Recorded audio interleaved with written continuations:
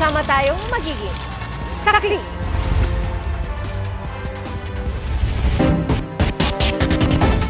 Sa trahedya na uwi ang away ng isang nagbibisikleta at driver ng e-trike sa Rodriguez, Rizal. Ang gitgitan nila sa kalsada humantong sa paluan hanggang sa mauwi sa paninirador at pamamaril na ikinamatay ng nagbibisikleta. Saksi, si Rafi Tima. Bumunot ng baril ng lalaking yan tsaka binaril ang sumusugod na lalaking may bitbit na tubo. Bagamat tinamaan na, nahampas pa ng biktima ang gunman. Maya-maya, tumayo ang gunman at tumakbo. Pag-atras ng sasakyan, makikita sa gilid ng kalsada ang nakahandusay na biktima. Ang videong ito kuha sa Rodriguez, Rizal habang nasa biyahe ang may-ari ng dashcam na maghahatid noon ng mga anak sa eskwelahan. Tulala ako. Ang sabi ko sa mga bata, yuko, pati ako napayuko. In-upload daw niya ito para makatulong sa investigasyon. Dead on arrival sa ospital ang biktima na kinilalang si Toto Garcia. Pabigyan naman ng hustisya yung asawa ko. Maghanap buhay lang naman. Ayon sa nagdadalamhating asawa at anak-anakan ng biktima, nag-ugat ang pamamaril sa gitgitan sa kalsada. Sa kuha ng CCTV, wala pang isang oras bago ang pamamaril, tila napikon ang nagbibisikletang si Garcia sa pagkakakat sa kanya ng isang e-trike. Nauwi ito sa paluan. 2x2 ang tangan ng nakabisikleta habang tubo ang sa e-trike driver. Nasakta ng e-trike driver at dito na rumesbak ang kanyang pamilya para pagtulungan si Garcia. Nakapagpa-blatter pa sa barangay si Garcia pero pag-uwi niya sa bahay, nakaabang na raw ang pamilya ng e-trike driver at sinimulan daw silang tiradurin. Nung titiradurin niya ulit ako, si mama yata ang tintukan niya. Tumalikod ako para ako ang tamaan. Eh, tinamaan ako sa likod. Hindi naman masamang pumunta ng barangay dahil iyon yung makakaresolba. Depensa ng tatay ng suspect sa paninirador ng anak, nasaktan kasi ang kapatid nilang e-trike driver ng tamaan ng 2x2 kaya kinumpronta nila si Garcia. Dahil sa paninirador sa kanilang pamilya, kinabol sila ni Garcia at dito na siya nabaril. Bakit po may baril yung anak? Yan hindi ko alam, sir. Hindi niyo po alam na may baril. Hindi ko alam. Nakikipagtulungan naman daw sila sa mga investigador para sumuko ang anak na bumaril sa biktima. Tumanggi muna magbigay ng payag ang mga pulis habang gumugulong ang investigasyon. Para sa GMA Integrated News, ako si Rafi Tima ang inyong saksi. Nananatili naman sa ICU ang 6 na taong gulang na babaeng ginulpi ng nanay ng kanyang kalaro. Ang suspect sinampahan na ng reklamang frustrated homicide. Ating saksihan.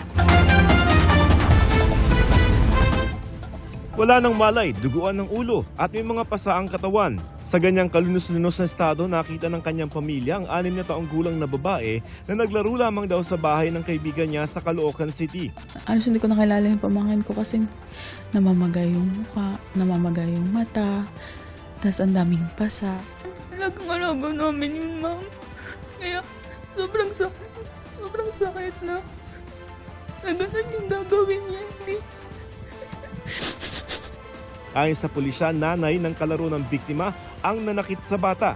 Mismong ang anak pa raw ng suspect ang nagkwento kung paanong sinaktan ng kanyang ina ang kaibigan niya. Biglang pumasok daw yung mama niya, then untog niya yung kalaro niya sa bowl 4 times daw. Then binuhat, inangat, then hinampas sa bowl. Ay pagkakita sa akin, Tito Jess, yung sinaktan ni mami ng ilang beses. Sinampahan ng reklamang frustrated homicide ang suspect na tumanggi magpa-interview sa amin. Hindi rin daw siya sumasagot sa tanong ng mga investigador kaya hindi pa nila alam kung bakit niya ito nagawa. Yun ang tinitignan pa rin natin ngayon, bakit niya nagawa ron sa bata. Kung ano man yung dahilan niya, for me, hindi reasonable yun. Tutulad sa pamangkin ko. Baby ko yun. Baby namin yun. Sobrang sakit. Sobrang sakit sa amin. Lumalaban pa rin siya. Lumalaban siya sa buhay niya na. Ayon sa ama ng biktima, inabot ng 8 oras ang operasyon para matanggal ang blood clot sa ulo ng anak. Nananatili siya sa intensive care unit pero maganda raw ang kondisyon. Nabunutan po ako ng tinik na first baby ko po kasi. Good condition na po siya. Sana magtuloy-tuloy po. Kasi kinahanap na po kami lahat kanina. Gusto niya na daw po umuwi. Para sa GMA Integrated News, ako si Joseph Morong, ang inyong saksi. Inamin ni House Appropriations Committee Acting Chairperson Stella Kimbo na totoong may mga blanco sa BICAM report ng 2025 National Budget na ipinasa ng Kongreso. Sa kabila nito, sabi ni Kimbo, tukoy na ang pondo sa lahat ng items sa budget bago papirmahan ng BICAM members ang report. Otorisado raw ang technical staff ng Kamara at Senado para gumawa ng anyay corrections sa pondo batay sa omnibus motion na nasa BICAM report. Wala na rin daw blanco na maging enrolled bill ang 2025 national budget. Dati nang sinabi ni Executive Secretary Lucas Bersamin na walang blanco sa enrolled bill na dinala sa palasyo at pinirmahan ng Pangulo. Posibleng na-impeksyon ng isang babae na hindi na imulat ang isang mata matapos magpaturok ng glutathione, ayon yan sa isang ophthalmologist. Ang sa Food and Drug Administration, aprobado lang ang Glutadrip para maibsan ang sintomas ng ilang sakit at hindi raw aprobado para gamiting pampaputi. Saksi, si Darlene Kai. Nagawa ko ng video asking for prayers para sa fast recovery ko and awareness. Sa viral online video ni Jelly Matcha, isinisi niya sa pagpapaturok ng gluta ang hindi niya maimulat na mata. Nagkaroon ako ng infection sa aking Glutadrip session. Hindi marunong yung nurse na nagturok sa akin. Una siyang nagturok sa akin dito, sinagad niya yung pinaka-needle and pumutok agad yung ugat ko. Nagtry ulit dito and then pumutok ulit. Pagkatapos ng 2 araw, Sobrang sakit niya. Hindi ko na siya mapigilan. Hanggang sa nila na ako sa ER, suka ko ng suka. sa bagong video, mas naimumulat na ni Jelly ang isang mata. Ayon umano sa kanyang ophthalmologist, nagka-impeksyon siya at naapektuhan ng nerve sa kanyang mata. Yung vision ko po ngayon, yung concern kasi po nga, tatlo yung, medyo na-open ko na siya, pero nakikita niyo po yan sa eyeball, nakakakita ng konti pero tatlo po yung paningin ko. Sabi ng nakausap kong board-certified ophthalmologist na si Dr. Ito Suitanco, generally, IV drugs, gluta for example, generally do not cause infections except kung contaminated either yung drug or yung needle na ginamit. Yung needle, yung paraphernalia na ginamit para may pasok ng drug. Wala akong nakitang infection, IV gluta-related infection na sa mata na directly caused by the IV gluta. Gayunman, hindi pa rin aprobado ng Food and Drug Administration o FDA ang Glutadrip o Gluta IV bilang skin lightening agent o pampaputi. IV glutathione has only been approved by the FDA for the mitigation of the side effects of chemotherapy from cisplatin, ang tawag nilang neurotoxicity. Kabilang sa mga posibleng maapektuhan ng thyroid, bato at atay. Pwede pong toxicity, abnormalities, gastritis, pwede rin kidney failure, pwede pong masakit ang dibdib, serious skin problems, mga side effect, mga allergy. Delikado rin ang iba pang IV drip na umunoy pampaganda gaya ng vitamin C drip. Kung masyadong mataas yung dose is at some point pwede rin pong maging masyadong acidic yung urine and mag-cause ng kidney stones. Ibang usapan kung pinayuhan ng doktor na magpagluta drip dahil sa nakagagaan ito sa sintomas ng sakit tulad ng rheumatic fever ni Candy. Nung hindi pa po ako na-diagnose na merong autoimmune disease, nagpa-drip na po ako kasi yung kamay ko po, itong both hands ko po is parang ang sakit po, hindi ko po mabend. Namamaga po siya lagi. Simula po nung nag-IV drips na po ako, hindi na po siya sumasakit. Ito po ay natuturing lamang na gamot pang cancer. We consider it as cancer medicine. So, kung ginagamit po siya pampaputi, definitely hindi po yan aprobado ng Food and Drug Administration. Kaya mula 2019, 20 milyong pisong halaga na raw ng illegal na whitening products ang nasamsam ng FDA kabilang ang Glutadrip. May mga oral glutathione product o iniinom na gluta namang rehistrado sa FDA. Pero, hindi rin umano pwedeng i-promote bilang pampaputi. Dati na ring tintulan ng Department of Health ang paggamit sa glutathione bilang pampaputi. Para sa GMA Integrated News, Darlene Kai ang inyong saksi. Bago sa saksi, nauwi sa pananaksak ang inuman sa isang birthday party sa Bayambang, Pangasinan.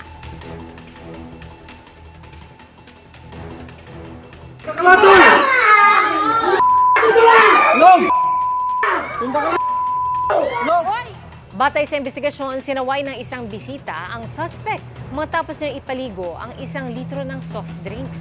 Umuwi raw ang suspect pero pagbalik niya may dala na siyang patalim.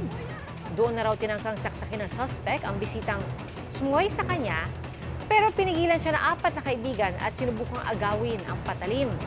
Sa gitna po ng pag-aagawan, nasaksak ng suspect ang 4 na agad dinala sa ospital. Depensa naman ng suspect, self-defense lang ang kanyang ginawa dahil kinuyog umano siya. Pinahihinto ng ilang mababatas ang utos ng Department of Education kaugnay sa Comprehensive Sexuality Education o CSE. Posible pa raw itong questionin sa Korte Suprema. Saksi, si Jonathan Andal. Nabahala ang ilang kongresista na makita ang lessons na ito ng Education Department sa kanilang CSE o Comprehensive Sexuality Education. Pati raw kasi kinder hanggang grade 3, tinuturuan na ng intimacy at reproduction. Sa website rin po ninyo nanggaling to eh. Hindi lang po, Chair Abante, hindi lang nila tinuturo ang body parts kasi meron ditong intimacy. Ito po clustering K to grade 3 core skills. Meron pang intimacy and reproduction, including sexual body. But the word sexuality itself has such a big connotation and definition under UNESCO eh. And you keep on insisting on using that term. When all the, and your basis always sinasabi niyo sa amin is RH Law 2012, which is reproductive health, hindi sexuality. Foundational ang sa K to 3. Anong ibig sabihin ng foundational? Foundational, we don't really talk about sexuality at that point. What we're doing is we're making them aware of certain things na kailangan nilang malaman. There are certain areas where certain subjects within grade levels po ang nakamap yung learning competencies namin with the comprehensive sexuality education. Si Manila Representative Benny Abante ipinapahinto ang DepEd Order No. 31 na nagtuturo ng CSE sa mga bata. Labag daw kasi ito sa konstitusyon kaya posible raw niyang questionin sa Korte Suprema. I would like to advise the DepEd to rescind Order No. 31. We uphold our Constitution, we promote morality, we preserve moral values, and we protect our youth. That is in the Constitution. That's correct, Your Honor. And Order No. 31 is highly unconstitutional. Sagot ng DepEd, rerepasuhin nila ang DO 31. Pero gate nila, nakabatay sa reproductive health law ang itinuturo nilang sexuality education. Doon sa Section 14 ng Reproductive Health Law, nakalagay dito, the state shall provide age and development appropriate reproductive health education to adolescents. Wala nakalagay na sexuality or sex education. Bakit kinakailang ituro ito? Bakit napakaaga? Bakit hindi kinukonsulta ang mga magulang? Who introduced the term CSE? Na wala pa namang, well, there's no CSE Act. There is no such thing. Sino sa DepEd ang nag-isip na introduce yung term na ito at ginawa pa ninyong basehan? I'll be honest with you, Your Honor, I do not know who introduced the concept, the term comprehensive sexuality education in DepEd, Your Honors. But I'll quickly check, Your Honors. Kinwestiyon naman ng DepEd kung bakit nakabase sa UNESCO ang definisyon ng CSE. We are not applying the standards of UNESCO. I think the confusion, Your Honors, would be from the fact that the definition of UNESCO was used in Department Order 31 and was in fact cited, but that it ends there, Your Honors. We are not implementing the UNESCO approach in itself, in its entirety. Bakit kinakailangan nating sundin ang Western ideology tungkol dito? Why are we not making important Filipino culture and Filipino tradition? I don't think na overboard yung ginawa po ng Department of Education since bahagi ng kanyang functions din naman sa executive ay yung pagsasayos ng curriculum. Dapat, again, age-appropriate, no? Hindi din naman tama na magturo ng mga hindi sang-ayon dun sa edad ng bata. Dapat culturally sensitive yung mga tinuturo. Ayaw din naman natin na mag-copy-paste lang ng galing sa labas. Tama po yun. Tsaka dapat scientific yung mga naituturo talaga. Naalarma naman ang Council for the Welfare of Children na may mga senior citizen na nakabuntis sa mga menor de edad na babae. Batay raw sa datos ng PSA, 7 sa bawat 10 nakakabuntis sa mga bata, mga lalaking mas matanda sa kanila. Habang 10% lang daw ng mga magulang ang nakikipag-usap sa mga anak tungkol sa paksa ng sexuality. Sabi ni Romulo, alam nilang may problema sa teenage pregnancy pero hindi raw sexuality education ang sagot dito. May mga naglalabas na ine-equate po nila ang CSE or Comprehensive Sexuality Education para ito yung kasagutan sa teenage pregnancies. Let me be clear, hindi po.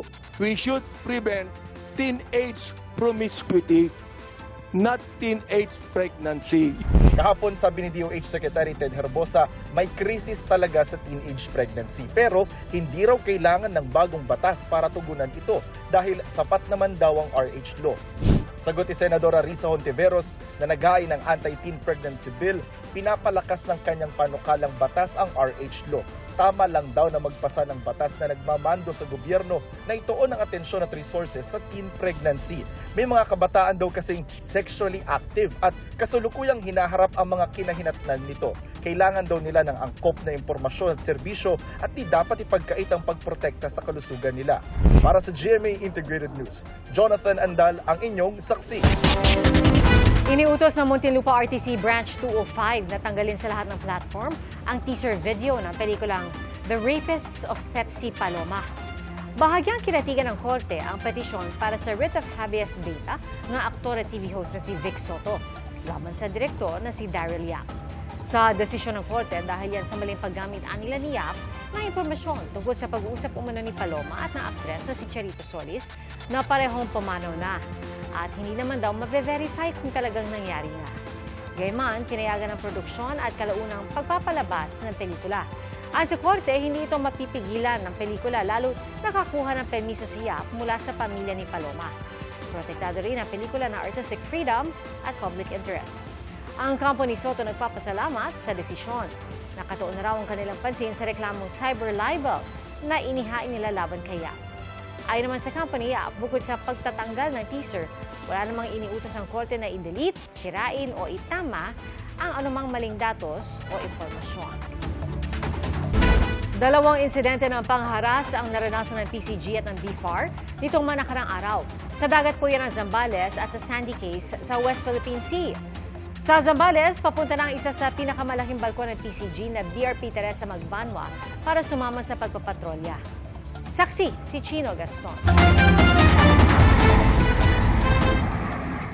Magdadala sana ng personnel sa Sandy Cay sa West Philippine Sea ang rigid hull inflatable boats ng BFAR nitong Biyernes. Pero sinalubong sila ng mga bangka ng China Coast Guard, gayon din ng helicopter ng People's Liberation Army Navy ng China. Ayon sa PCG, ang mababang lipad ng helicopter delikado dahil ang hangin mula sa propeller nito pwedeng ilagay sa peligro ang mga rib ng mga Pilipino. Ayon sa PCG, 3 barko ng China ang nagsagawa rin ng agresibong maneuvers sa mga barko ng BFAR.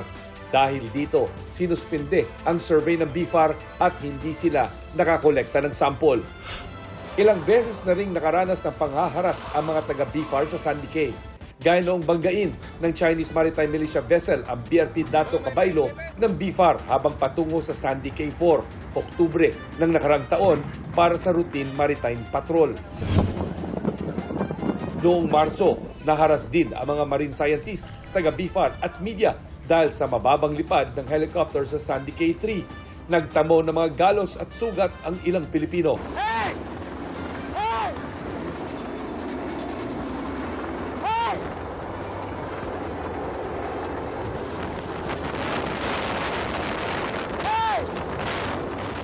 Sa inisyal nilang obserbasyon noon, may indikasyong galing sa ibang lugar ang mga patay na koral na maaaring itinambak doon para sa expansion.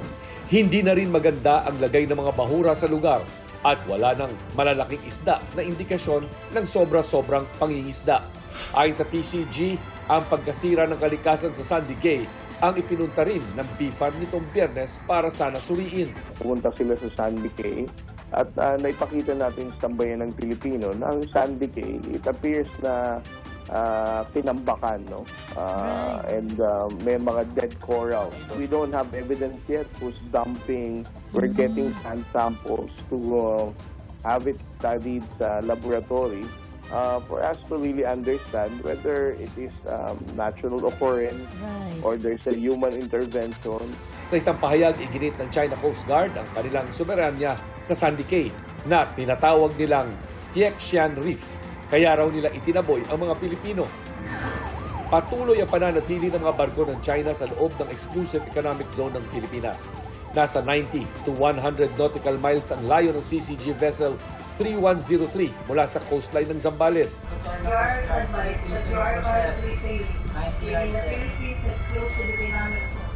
Kita rin ang CCG 3304 na tila supporting vessel umano ng 3103. Namataan din ng CCG Vessels 5901 ang tinaguriang monster ship.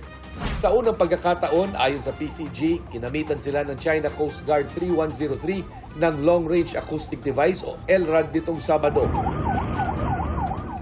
Ayon sa BFAR, nasanay na umano sa paggamit ng China ng LRAD, masama ang epekto ng LRAD na hindi lang nagdudulot ng pagka-disorient. Yung epekto sa pandinig ng ating mga tauhan, no, talagang destructive and parang masakit sa pandinig. Ayon naman sa PCG, hindi ito nagpatinag at tuloy lang ang pagbabantay ng BRP Cabra. Ngayong araw, pinalitan na ito ng BRP Teresa Magbanwa. Yung pinakamalaking barko natin, ito yung BRP Teresa Magbanwa to continue itong pagmumonitor natin and pag-pushback natin dito sa China Coast Guard 3103. Sinabi ng Chinese Embassy na sa ginawa nilang verifikasyon, wala umanong LRAD ang mga barko ng China Coast Guard. Para sa GMA Integrated News, Chino Gaston ang inyong saksi. Kung halaga ng shabu, nasabat sa entrapment operation ng PDEA Region 13. Arestado ang 2 suspect matapos bentahan ng 2 kilo ang mga nagkunwaring buyer. Nakuha rin ng digital weighing scale, pipe at iba pang drug paraphernalia. Ayon sa PDEA, matagal na nilang binabantayan ang mga nahuli na pinaniniwalaan nilang konektado sa grupo na nahulihan ng 57 kilo ng shabu sa Liliwan Seaport November noong nakaraang taon. Isang grupo lang to sila, ma'am. Yung details ng mga name of group members, hindi pa natin pwede ma-edible. Patuloy ang investigasyon para matukoy ang mga kasabat ng mga suspect na wala pang pahayag. Na-dismiss na Iloilo City Mayor Jed Mabilog. Binigyan ng executive clemency ni Pangulong Bongbong Marcos. Kaugnay ito sa hatol sa kanya ng Office of the Ombudsman sa kasong administratibo dahil sa di umano niya maipaliwanag na yaman mula 2012 hanggang 2013.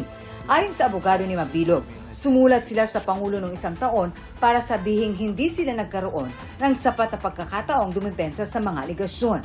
Nagpasalamat si Mabilog sa Pangulo sa natanggap na executive clemency na patunay daw na sa kabila ng mali at mapanglinlang ng mga kaso ay nananaig ang katarungan sa bansa.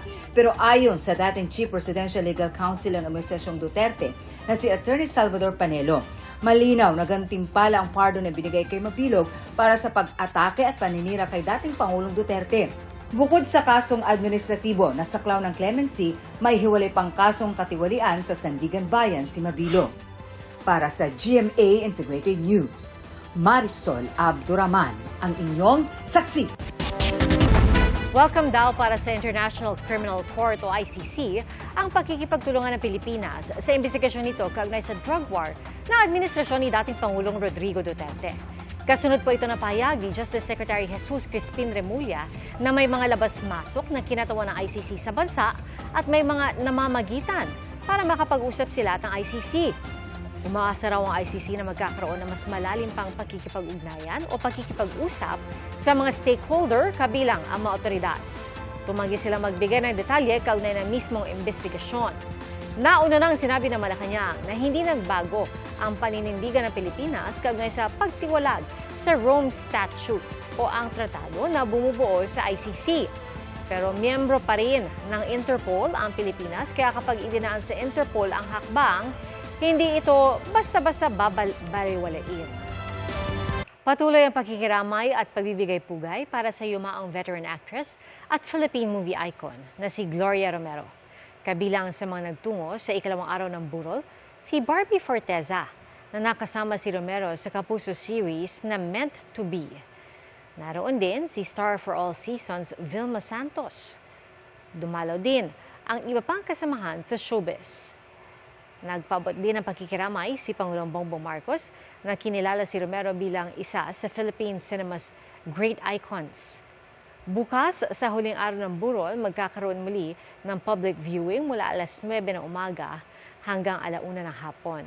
At sa Miyerkules naman, i-cremate ang labi ng yumaong aktres. Tinamaan ng kidlat ang buntot ng isang eroplano na nakaparada sa paliparan sa Brazil. Ayon sa nakasaksi, papunta sana sa London ang eroplano. Sinuri muna ito at inayos ang natamong minor damage. Muling lumipad ang eroplano matapos ng halos 6 na oras. Iniimbestigahan ng pulisya ang kumalat na video na umano'y drag racing sa National Highway sa Carmen, Davao del Norte. Sa video, makikita pang may nasugatan. Pinuntahan daw ng mga pulis ang lugar pero wala silang naabutan. Ayon sa Carmen Police, online ang transaksyon ng mga sangkot sa drag race at online din ang bayad sa pustahan. Kasunod po nito, hinigpitan na ang police visibility sa lugar. Nabalot po ng makapal na yelo ang mga gulay at iba pang pananim sa Atok Benguet. Tinamaan din ng andap o frost ang mga tanim sa mga pulag. Batid na raw ng mga magsasaka ang mga dapat gawin para hindi masira ang kanilang mga pananim, gaya ng pagtatanim ng gulay na hindi tatalaban ng andap. Ayon sa Pag-asa, nagkakaroon ng andap sa tuwing matindi ang lamig at naninigas ang moisture sa mga halaman. Kahapon, naitala ang 9.4 degrees Celsius na temperatura sa Benguet. 13.4 degrees Celsius naman ang naitala sa Baguio kanina. Naitala rin kanina ang pinakamalamig na umaga sa Quezon City na umabot sa 21.8 degrees Celsius. Sa umaga, karaniwang nararamdaman ang malamig na hangin at unti-unting nababawasan sa tanghali o hapon kapag tirik na ang araw.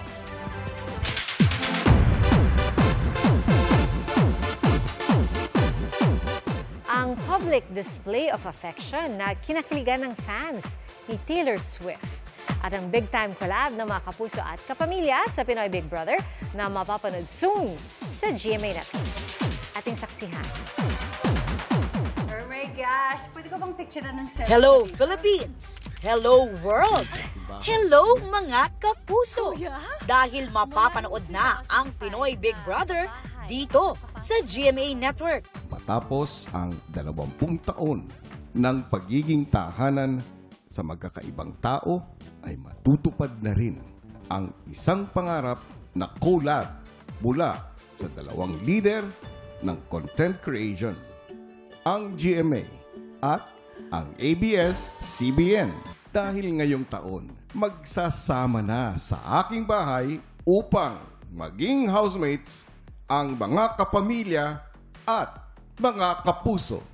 Papasok sa bahay ni Kuya ang mga kapamilya at kapuso. Sa susunod na pagbubukas ng aking bahay, mga bituin ang aking papatuloyin dahil ang housemates na magsasama sa ilalim ng isang bubong ay mga kapuso stars mula sa Sparkle at kapamilya artists mula sa Star Magic.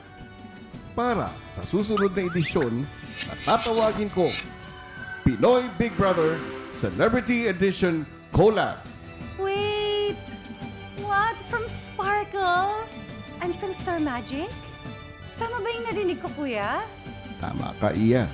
At sa kauna-unahang pagkakataon ay ipapalabas ito sa GMA. Oh my gosh! Nakakaiyak! Bukas, isasagawa ang contract signing ng executives ng GMA Network and ABS-CBN sa loob mismo ng bahay ni Kuya.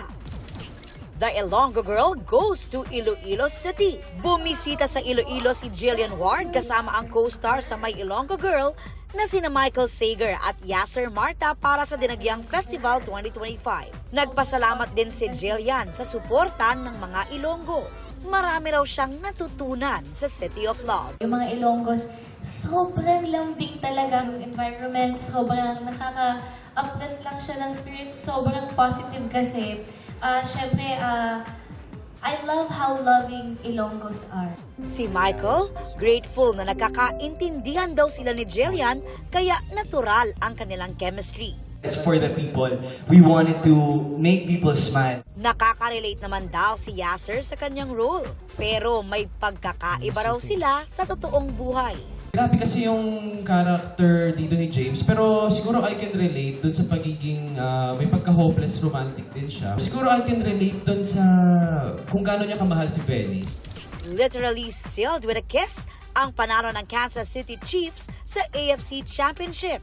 Truly an enchanted moment ang pag-kiss ni na Taylor Swift at Travis Kelce sa field pagkatapos ng laban. Ito na rin ang ticket ng Kansas City Chiefs para makapasok sa Super Bowl. Para sa GMA Integrated News, ako si Aubrey Carampel, ang inyong saksi. Salamat po sa inyong pagsaksi. Ako si Pia Arcangel para sa mas malaking misyon at sa mas malawak na paglilingkod sa bayan. Mula sa GMA Integrated News, ang News Authority ng Filipino. Hanggang bukas, sama-sama po tayong magiging saksi. Mga kapuso, maging una sa saksi. Mag-subscribe sa GMA Integrated News sa YouTube para sa iba't ibang balita.